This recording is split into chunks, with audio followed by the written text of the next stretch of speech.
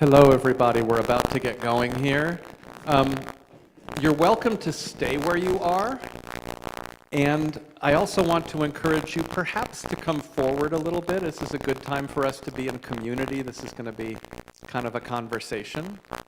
So if we could kind of, maybe move closer to the front, and hello to everyone who is online. No, you can stay back there if you want. That's fine. So, that's right, yeah, it's like, we do whatever you say. It's like, yeah, that hasn't been my experience. Nor necessarily should it be. That's fine. So, okay. So, first of all, welcome. It's good to have everyone here. It's good to have folks with us online. We don't usually have a forum on All Saints' Day because there's so much going on here. And yet, I love the tradition around All Saints' Day in this congregation. Because we use it to do something that is more and more countercultural. We have a Requiem Mass, and we use it as an opportunity to own our grief. And to realize that we can grieve in community. And in fact, that's one of the things that communities are wonderful at, is being that place where we can grieve and not grieve alone. And so we thought this would be a good time to have a forum to talk about grief. And before I introduce that, I just want to invite us into a space of prayer, and I hope a space of vulnerability that comes from us creating a space here where we can hold each other. So wherever you are in the space or at home, if you're driving, don't close your eyes. But I invite you, as you can, to just relax. If you can put your feet on the ground, put your feet on the ground. Feel the breath coming in and out of your body.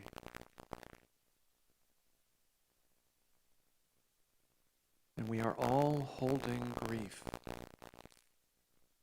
because we all have loss. And so let your grief surface. Let it be.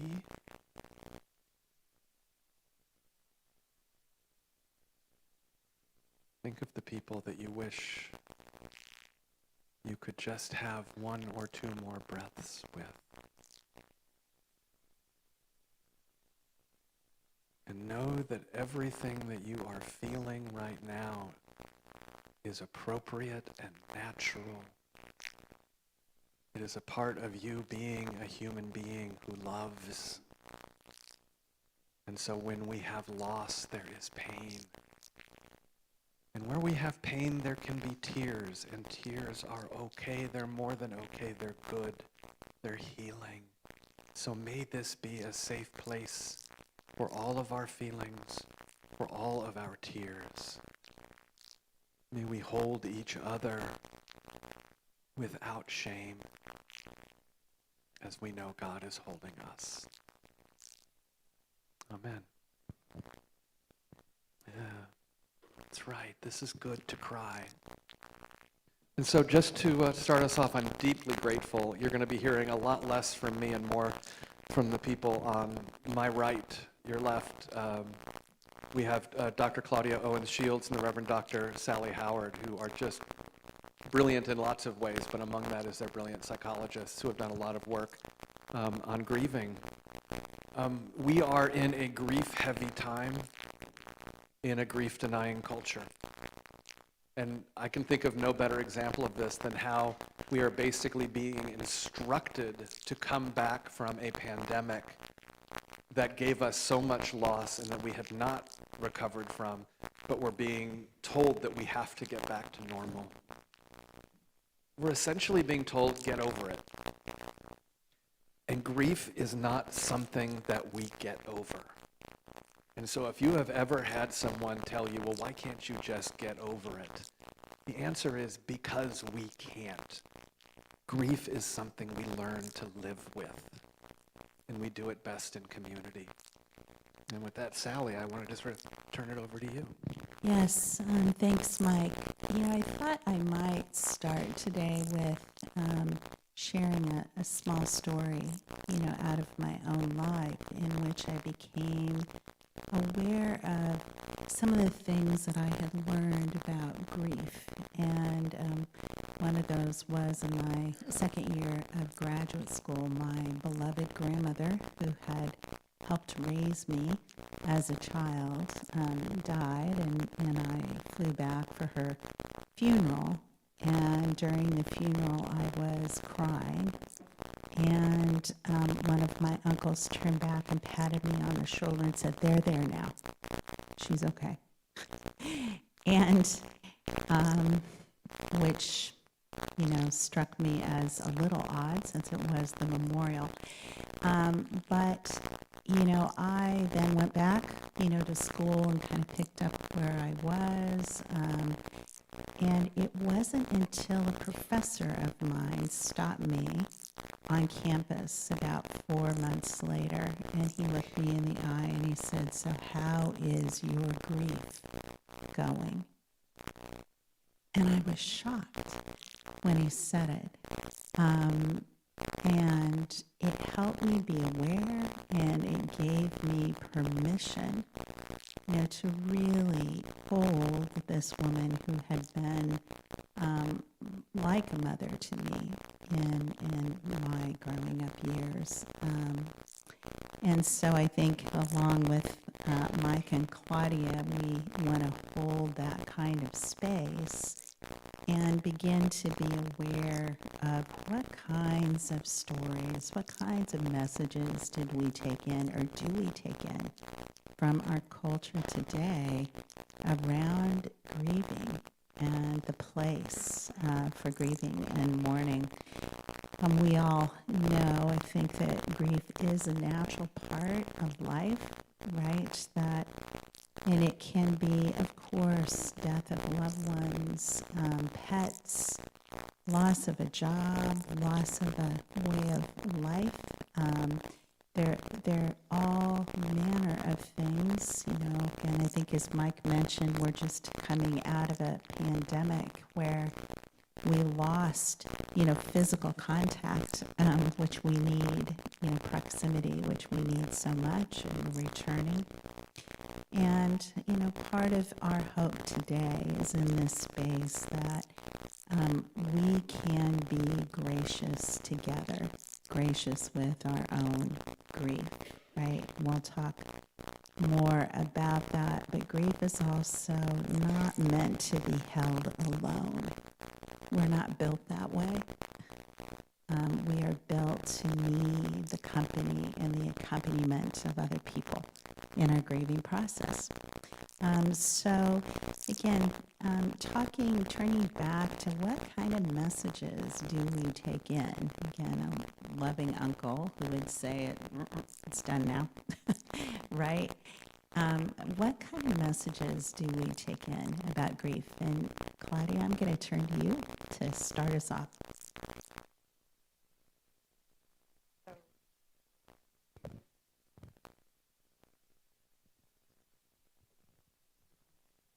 Okay. Oh, yes, that's very different. Hi, good morning.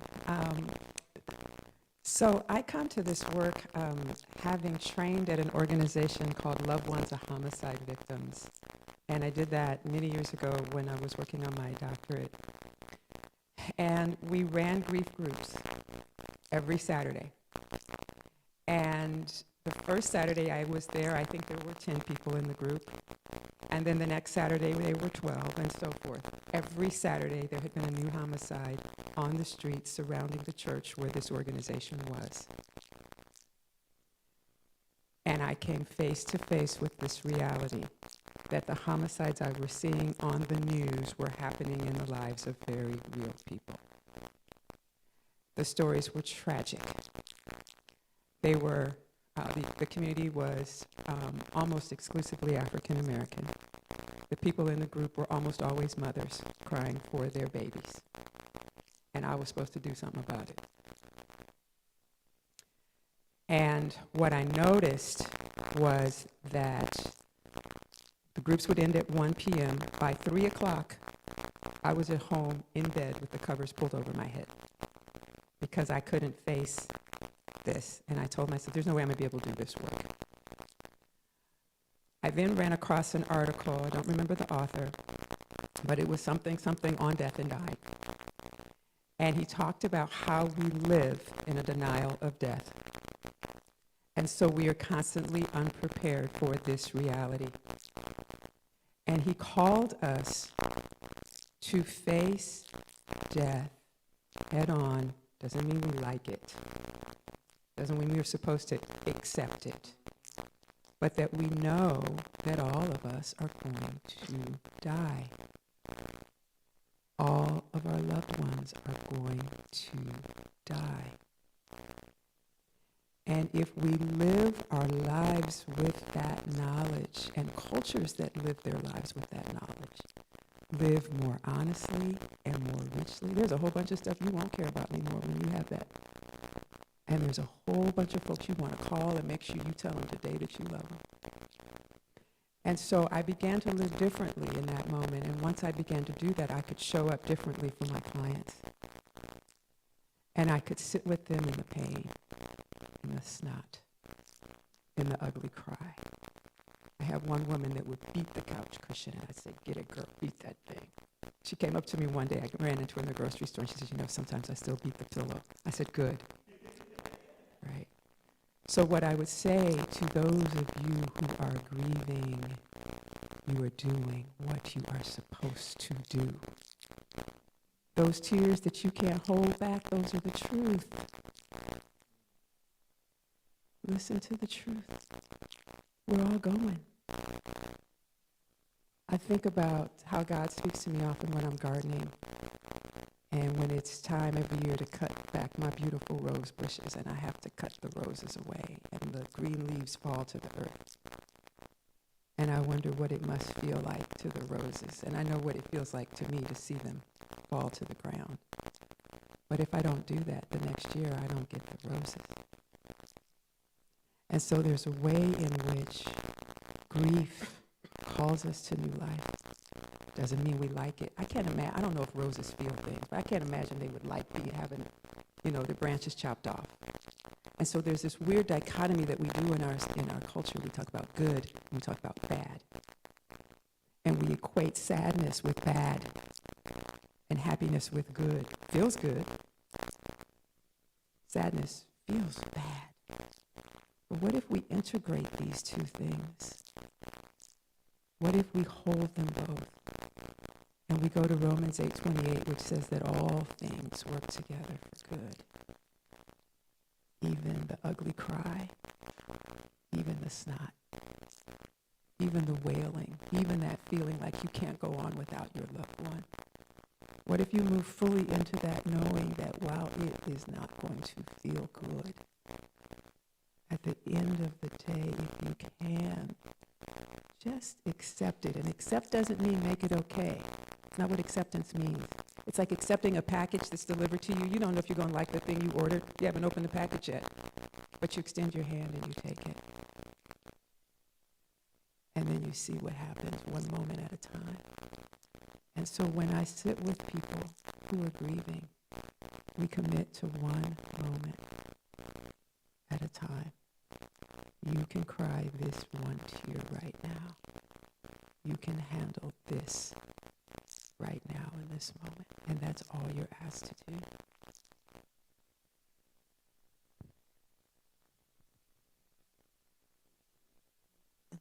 Thank you, Claudia.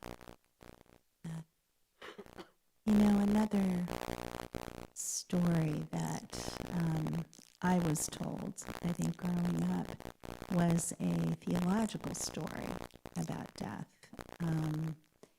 And that death came about because of sin. Did anybody else learn that growing up? Okay. That, that we were not, that life was eternal until, Adam and Eve sinned, primarily Eve, we might say, as the story usually goes, right? but that death entered into the world because of human sin. And I cannot tell you how painful that is for many, many people. You know, the idea that we could do something so horrific as to cause death. And it's really based on an old story of atonement that, you know, that God required the death of his son, brutal death, in order to, you know, forgive us or to kind of stand our presence, right, that we were born into original sin, instead of original blessing. And from that newer story, you know, about God and who we are born, you know, from a love affair, from love, and that death is not a curse or an indictment, but really something that grounds us in our humanity. It is not a punishment, and it is certainly not related to sin.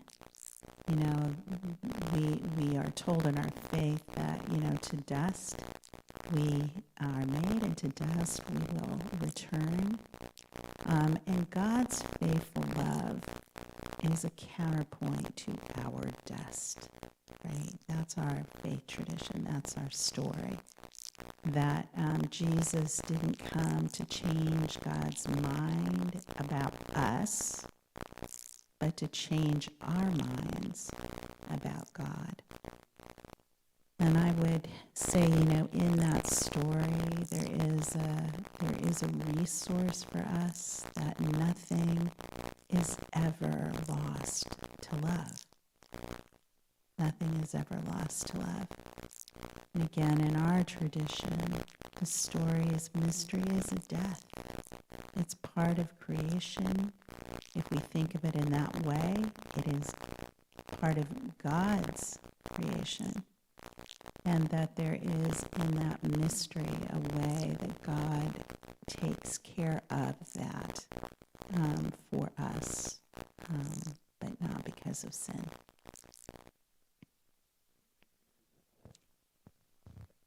So one of the other things that I wanted to talk about is this notion that grief is bad. So what I was talking about earlier is this idea that death is bad, and that, you know, and so the corollary to that, I guess, is that our response then, our grief response is somehow bad. And so again, I want to just normalize it.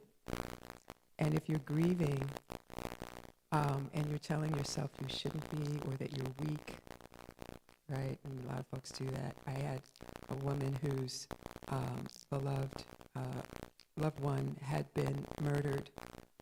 She was able to tell me the exact corner and the exact time at which it happened, and how there were all these witnesses, but nobody could tell her what happened. Nobody wanted to get involved. And it had been 2 weeks since this happened. And this woman sat in front of me and she said, I don't know why I can't get myself together. Right? And I hear that all the time from people that come and see me. I don't know why I can't get myself together. Because you're grieving, and you're supposed to.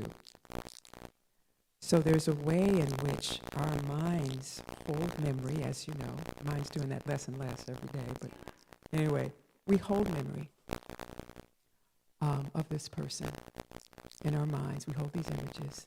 Sometimes those feel very real and very present.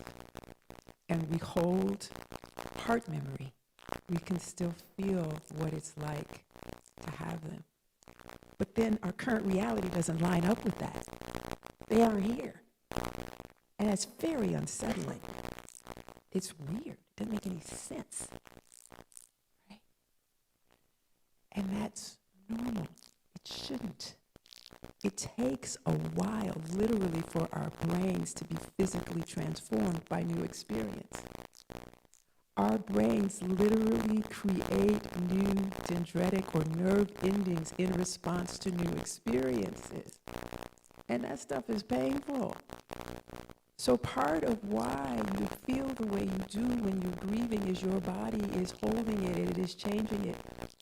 Grief will change your heart rate, it'll change your blood pressure, it'll change your immune system. This thing is real. Kind of like when you're pruning that rose. Something physical happens. And so being patient with yourself while you are going through that process is what you deserve, right? So if you find yourself in front of, old episodes of Friends eating that gallon of chocolate chip cookie dough ice cream, that's okay. Get some more. Invite a friend to join you, right? And one of the other things I will say when you are grieving, get folks that can sit with you in it. All those friends that have the well-meaning advice that are going to help you clean it up really quickly, right? That might not be the person that you call right now, right? People who have gone through grief and who have been able to hold their grief will be able to hold yours. The person that is like Sally's well-meaning uncle, there, it's okay, was probably doing that on his own behalf, right? So when people need to make your grief okay, it's probably because you're trying to make theirs okay, right? And so folks that will sit with you in it as long as you need and hold that space, right, will help you know that your grief is normal and necessary. Thank you. One of the things that I hear a lot is, and actually you and I were talking about this beforehand, is like Elizabeth Kubler-Ross came up with, well, here are the stages of grief. And it sort of sounds like if you're in a 12-step program, well, I'm on step 7. And it's really sort of helped this idea, first of all, that as we talked about, that was about dealing with death and grief to begin with, which it wasn't. But then we have glommed onto that as a culture because we love assembly lines that produce a finished product. And we're like, okay, I go through all these different steps, and when I'm done, I have acceptance, which we have come to mean as, I'm just fine, everything is wonderful, everything is great. And yet that's not the reality of it. And Sally, do you want to talk, and then Claudia, about that? Sorry, there we go. Yeah, I think that's a great description, Mike. And, in fact, grieving is nonlinear. It's not, there are things that, Elizabeth Kubler-Ross, she was one of the first people, at least in the States, to begin talking about the grieving process, right? That those, the idea of denial, anger, bargaining, depression, and acceptance, yes. But it's not linear, it's nonlinear, it comes and goes, and I am sure, most of us feel that and know that, right? That it could be an anniversary, it could be an event, it could be, and it really is something that has its own timing. And I know, Claudia, you're going to talk more about that, but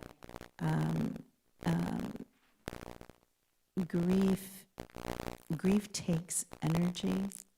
Often it's kind of invisible, or might be invisible to us, but it comes and it goes, and it really doesn't follow any particular pattern.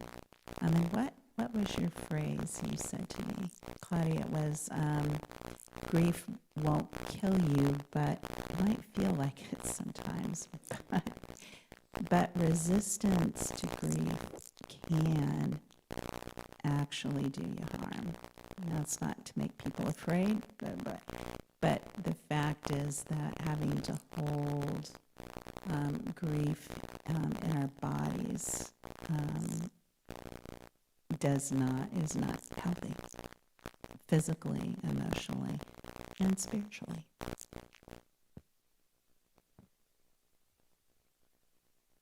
So one of the things, kind of along those lines, this notion that grief fits into stages, I was reading about Kubler-Ross recently, and that her stages were actually not even designed for people who were grieving, but they were designed for people who were facing their own mortality. And then folks says, oh, you know what, I bet this would work for people who are grieving. And Kubler-Ross said, oh, good idea, we'll use it for that. But there's actually, there wasn't scientific rigor applied even to those stages. But I think we as a society sort of glommed onto them because it's really nice. You know, if I can organize all my shoes and my grief in neat little cubbies and get my files in order, then everything seems to work better, right? But what my clients, and this is what Sally was saying as well, my clients are telling me that it doesn't fit like that. It's like 1 minute I'm here, the next minute I'm there, right? I don't know how I'm going to be. I can't plan anything because I don't know if I'm going to be, how I'm going to be able to show up. And so what I'm finding in my practice is that it's not so much about what stage the person's in, but about what questions I ask them, right? And usually the question is, so how's your grief going today? Well, at the moment, it's like this. Today was a good day. Oh, but yesterday was really hard. I don't know how tomorrow's going to be. And I'll say this in closing. I'm going to quote my very best friend and close colleague, Dr. Christy Sherman, who actually, while I was doing my internship at Loved Ones of Homicide Victims, was doing hers at AIDS Services, which used to be here. And she was working a lot with people who had lost loved ones to AIDS. And she would tell them, whatever you are experiencing is normal.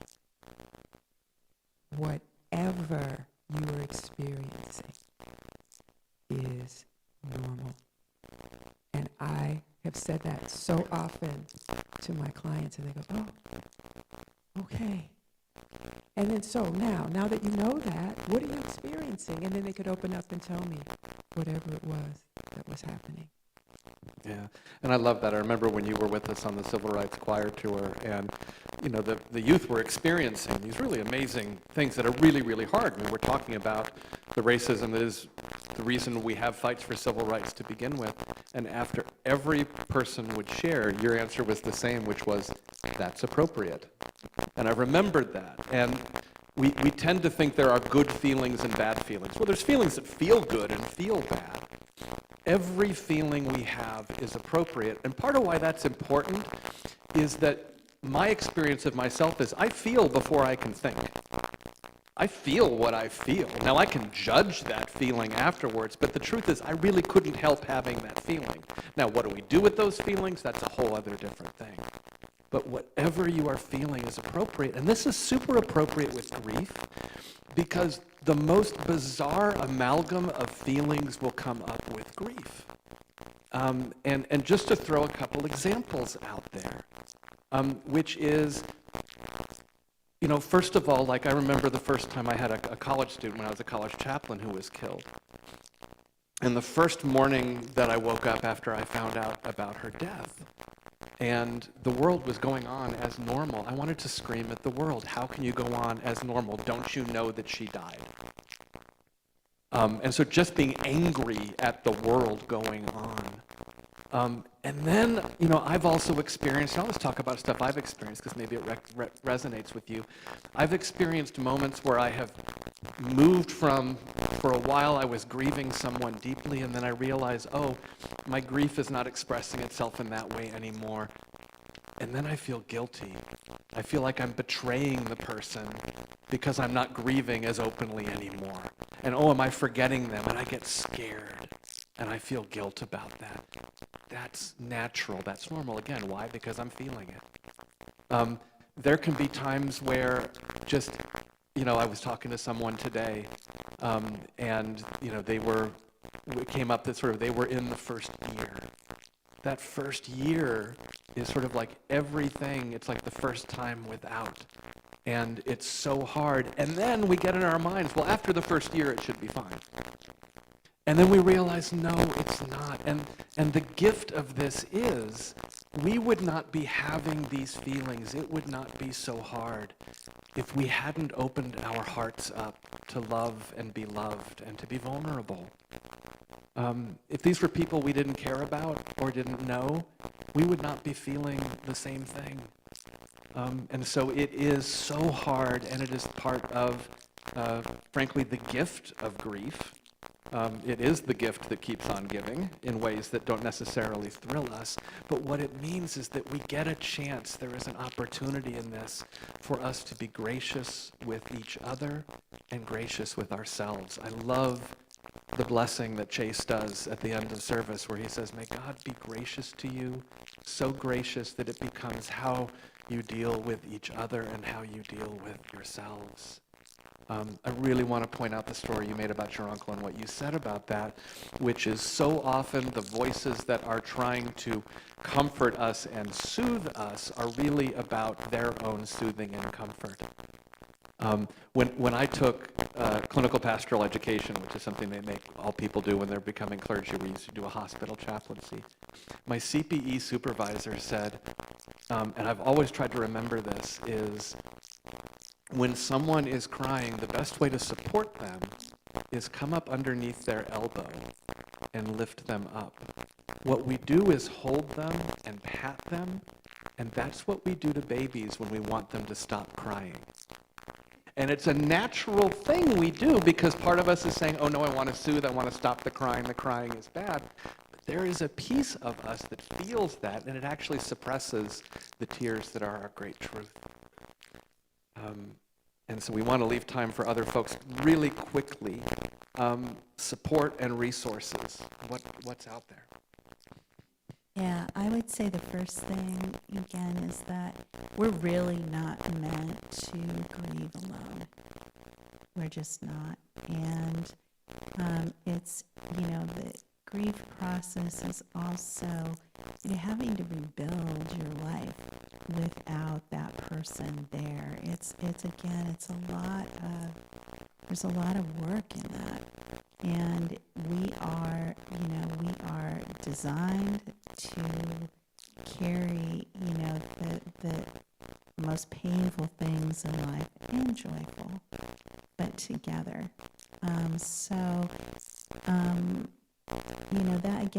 That can be kind of countercultural to our, dominant ways of thinking that you get well as quick as you can, and our independence and kind of individualism, but it's really not how human beings develop or heal or grow throughout life. It's always in relationship. So we want to talk about some concrete resources that we have here at All Saints Church, and also that Claudia graciously put together, just to check through, make sure that our list was up to date. So thank you, Claudia, and a copy of that is over there.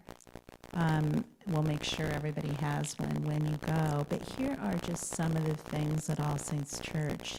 One is that we have a grief and loss support group on Monday evenings.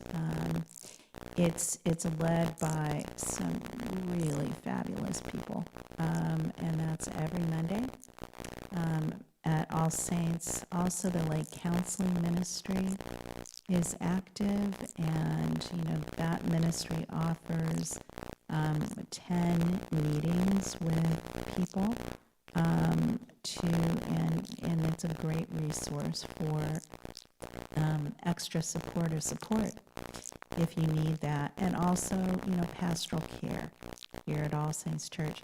Pastoral care is, done, of course, by clergy, but there's a lot more people than clergy. Thank God, a lot more that are so capable and able to accompany, to stand with you in grief and loss and that transition. And the other things that are mentioned on the list do include, the suicide hotline and crisis line, because sometimes grief can be so acute and so heavy that people begin to wish to join, right, someone who's gone. And so, those are within the normal range of what people feel. in acute loss. We want you also to have that resource, and there's some others here on the list. And Claudia, you had a very great one. Do you want to talk about the grief sitter? Yeah, so you know how you go away on vacation and you get a house sitter? So what I'm suggesting is that when you're grieving, you get a grief sitter. Someone who can, like I said earlier, sit with you in your grief, not have a need to fix it, because you can't fix it, right? Isn't that annoying too? Like you're grieving and somebody like says, well, here, just think about it this way. And you feel kind of guilty because it didn't work, right? So someone that will sit with you and hold your hand if you want your hand held, or not hold your hand if that's what you don't want. So be thinking about who that might be. Maybe there's someone in your life.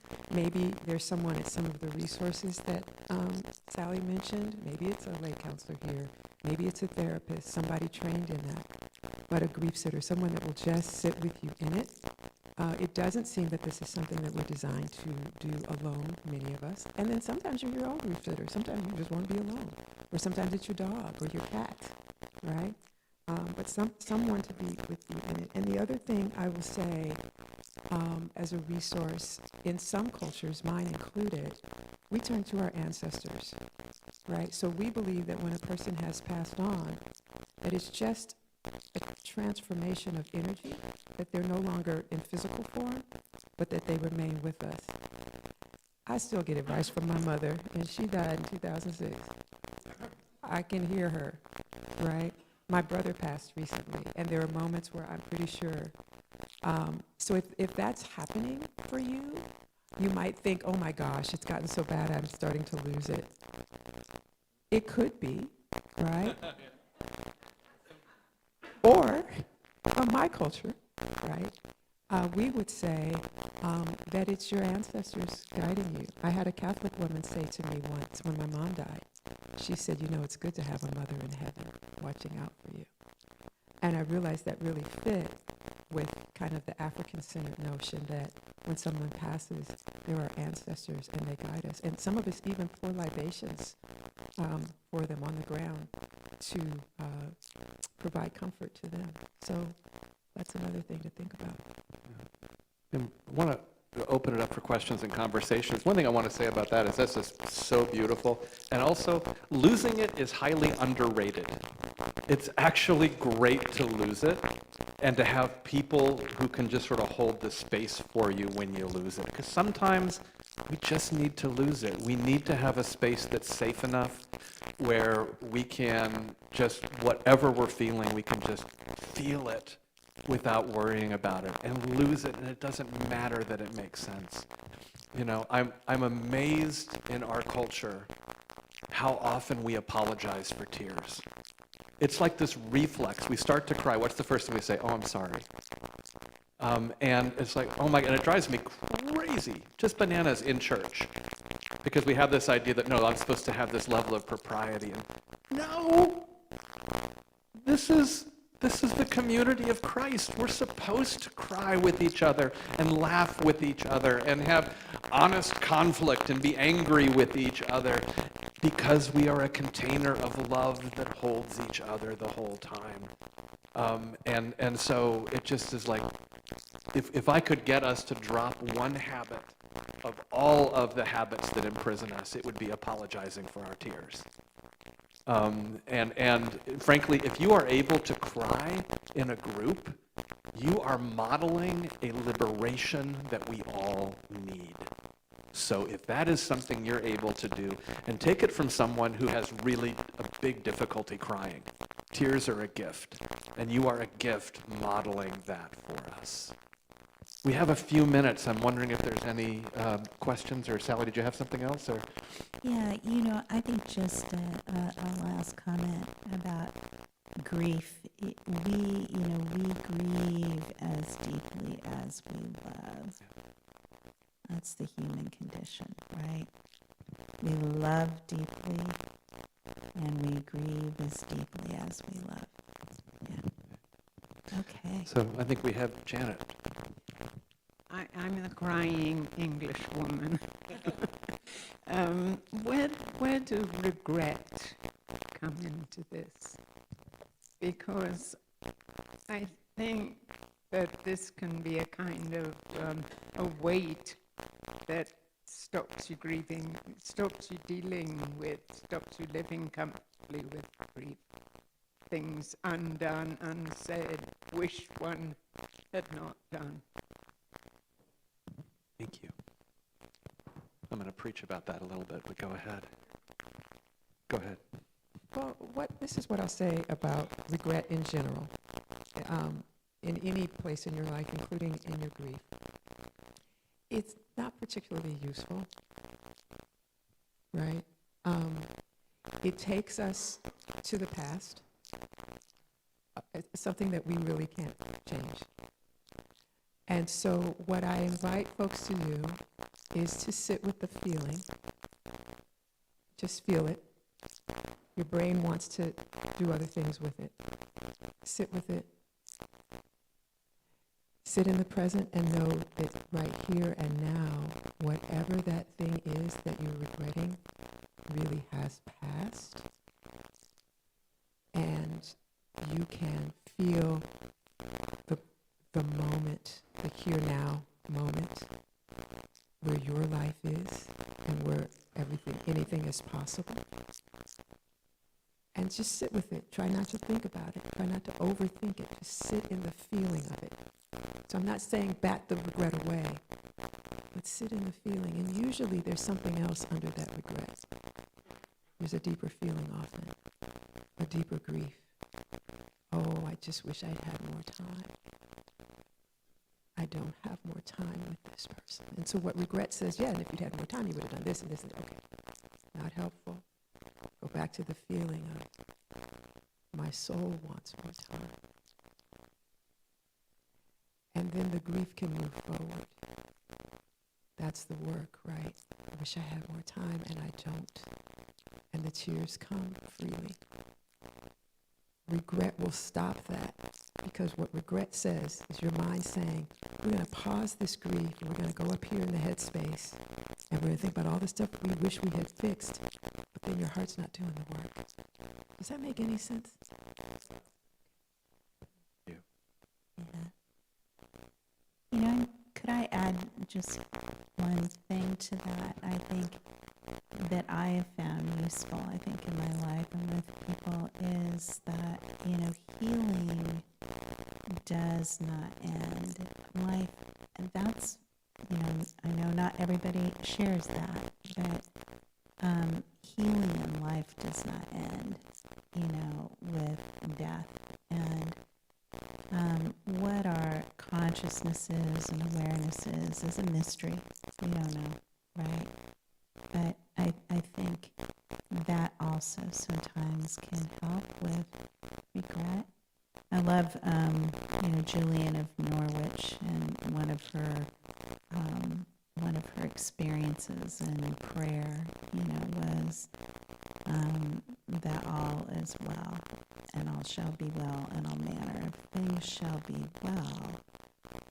But that's, you know, that's not the space of grief. Yeah.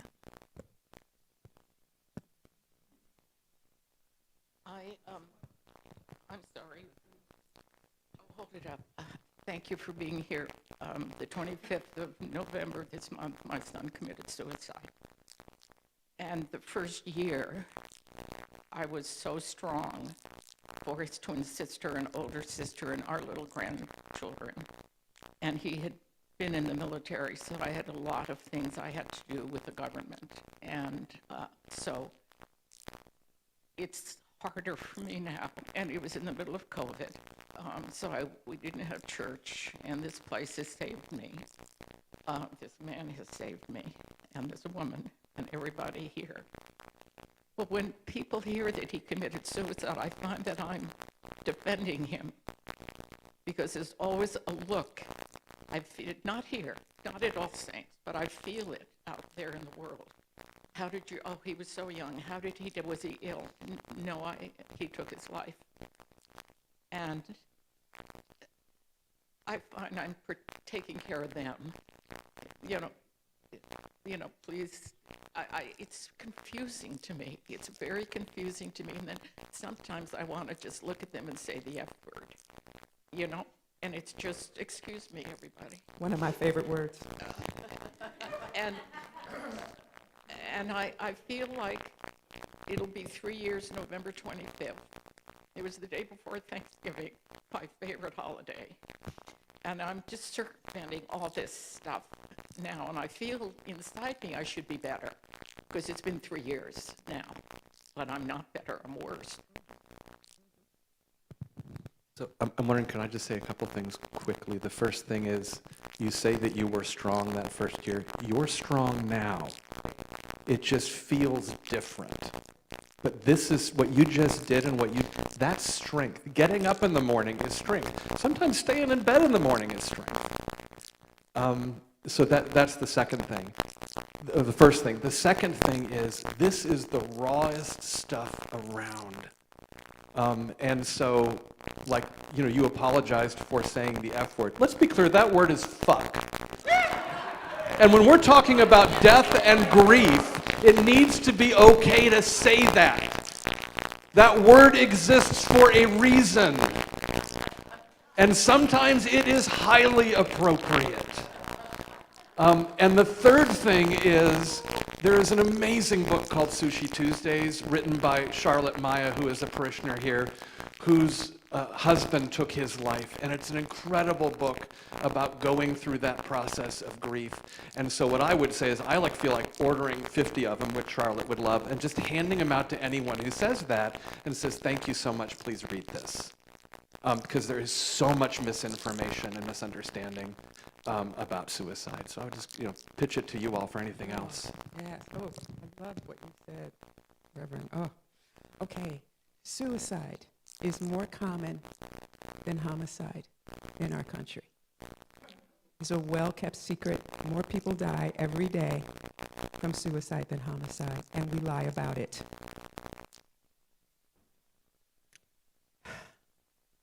It seems to be something that we as a society have not figured out how to handle, and we don't understand it. And I am so sorry. And I am really sorry that you feel that you almost have to apologize for the pain and anguish that your son was experiencing that took him to that place. You don't have to do that. And in fact, I think when you so openly share the truth about it, talk about strength, most folks will make something up. There's a reason why we think more homicides happen than suicide. It's because it's our best kept secret as a society. So when you give voice to it, you may be saving lives, right? It's very powerful. And the other thing is, you are not just grieving his death, you are also recovering from a trauma. Homicide and suicide, people who survived loved ones who have died that way, have a second set of processes that they have to go through in recovering from that trauma. So just be gentle with yourself. Yeah. We're at 9:48, so we need to say thank you and goodbye to folks who are online. Keith needs to get over to the church. I'm going to bring this part to a close, but just also, you don't have to leave this space. Church will be going on. You can come in, whenever. But if you just want to hang out here for a while and be with each other, that's good. And please know, the feelings that have come up that you're experiencing here, they are good, they are appropriate. Next week, you can still come to each other, come to us with them. It's not like, oh, that's what we did last week.